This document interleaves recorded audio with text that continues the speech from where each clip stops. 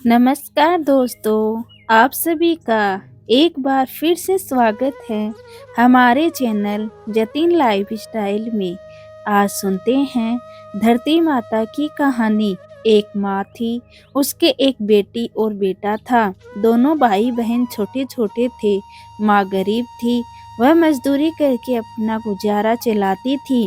धीरे धीरे बच्चे बड़े होने लगे, बेटी शादी के योग्य होने लगी। माँ बूढ़ी हो गई। माँ ने बेटे से कहा, बेटा तेरी बहन बड़ी हो गई है, अतः तुम्हारे जैसा घर वर देखकर उसकी शादी करना। ऐसा कहकर माँ तो कुछ दिनों में मर गई। भाई गांव गांव घूमा, लेकिन बहन के योग्य कोई वर नहीं मिला।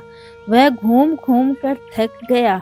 बैठे बैठे उसने सोचा कि मैं ही इससे शादी कर लूं। ऐसा सोचकर उसने चूनड़ी लाई और सामान लाया। बहन ने कहा, ये सब सामान क्यों लाया है भाई? भाई बोला, तेरी शादी है। मोहल्ले वालों ने बहन से कहा कि तुम्हारा भाई ही तुमसे शादी कर रहा है। बहन भाई से बोली, कोई मेहमान आए नहीं, मेरी शादी किससे कर रहे हो?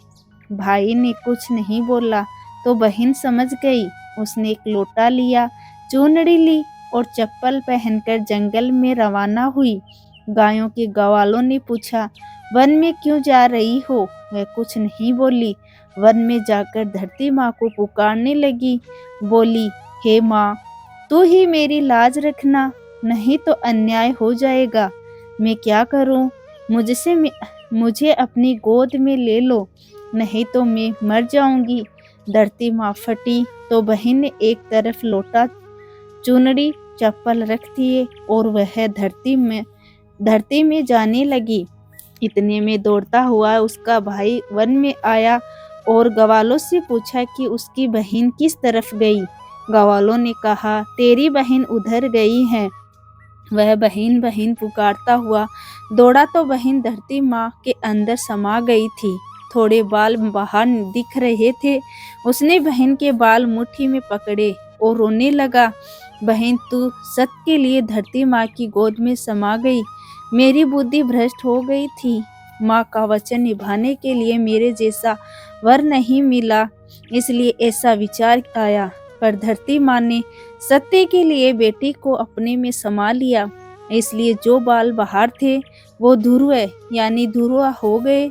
इसलिए औरतें कहानी सुनती हैं और लोटा, चप्पल, चुनरी एक बर्तन में हरे मूंग, एक लड्डू कुंवारी कन्या को देती हैं। तो दोस्तों, ये थी धरती माता की कहानी।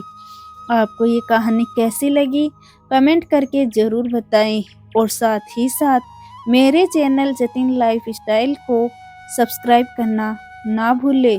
बोलो माँ धरती माता की जय।